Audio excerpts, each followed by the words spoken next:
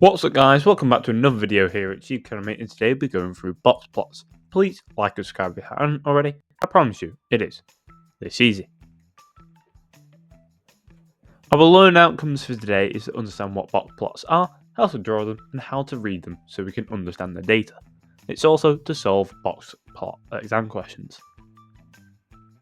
So, what are box plots? A box plot shows a visual representation of the median and the quartiles of a set of data. There are 5 main sections of a box plot, what you must include in every plot you draw. In this lesson, we will focus on solving box plot exam questions and understand the 5 main sections. As we said before, a box plot shows a visual representation of the mean and the quartiles of a set of data. To draw a box plot, the following information is needed: the minimum value, the lower quartile, the median, the upper quartile, and the maximum value. You'll be given the values to plot your box plots, but you can be asked to compare them to one another or other data diagrams, such as cumulative frequency diagrams.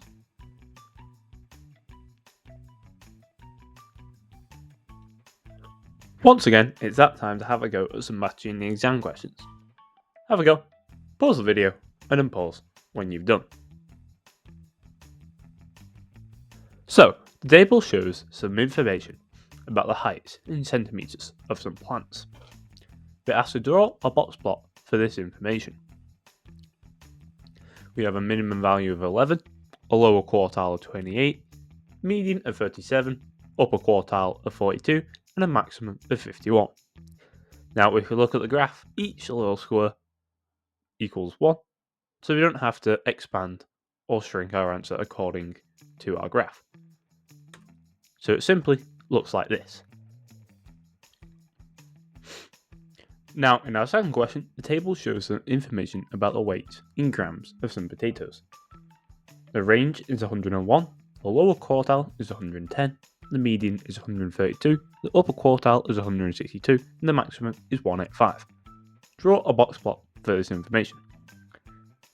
And our box plot should look something like this. Now, don't get confused, because on the first one, it gave us the minimum as the first one, but it's now given us the range. So between our maximum and our minimum, it's going to have to be 101. So do 185 minus 101, and we get 84. With box plots, you can be asked to compare 2 boxes to one another. When you compare box plots, mention the interquartile range and the median, as they are reliable pieces of data. The median shows the middle value, and the interquartile range shows the consistency, as a greater interquartile range means the data points are more spread out, and therefore less consistent. Here are some more exam questions for you to have a go, pause the video, and unpause when you're done. So, in our first question, the table shows some information about the maths scores of students in Class A. The minimum is 9, the lower quartile is 15, the median is 19, the upper quartile is 31, and the maximum is 43. In part A, we are asked to draw a box plot for this information. And our answer should look something like this.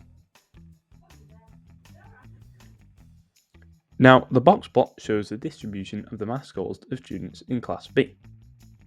Part B, we are asked to compare the distribution of the maths scores between students in Class A and Class B.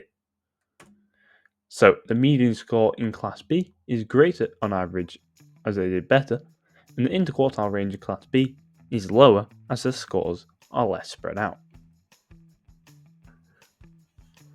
Now it's time to have a go at some of the hardest exam questions you will probably be asked on box plots. Have a go, pause the video, and then pause when you've done.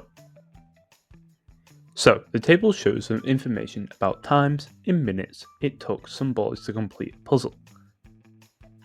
Part A, we are asked to draw a box plot for this information. Now, the interquartile range is 8, we have a minimum of 12, median of 18, upper quartile of 23, and a maximum of 29. So, our box plot should look something like this. So, we know our minimum and we know our maximum, so we can do them 2 first. We also know our median. We also know our upper quartile, which is 23, and our interquartile range is 8. So we do 23 minus 8 to get our lower quartile of 15. Some girls also completed the puzzle. The dot below shows the distribution of times the girls took to complete the puzzle. In part B, compare the distribution of girls' times to boys' times. The median for the boys is greater, as on average it took them longer to complete the puzzle, and the interquartile range for the girls is lower, as their times were less spread out. Here is another exam question for you to have a go at. Have a go, pause the video, and unpause when you've done. So, the cumulative frequency graph shows the weight in grams of 60 apples. The apples have a minimum weight of 163 grams and a maximum weight of 188 grams. Draw a box plot to show the distribution of the weights of the apples. Now, we know, as we've just gone over it, cumulative frequency graphs can give us our lower quartile, our median, and our upper quartile, along with the maximum and minimum. So if we use our cumulative frequency to find our lower quartile, median, and upper quartile, we can use that with the information we've already got. So, we draw in our first line from 15, as it's out of 60 and a quarter of 60 is 15, which is 165. In this instance, our median is 170 and our upper quartile is 175. So we're going to use these pieces of data and draw a box plot below. And it should look something like this. And that, ladies and gentlemen, is the end of today's lesson. I did say it wasn't easy.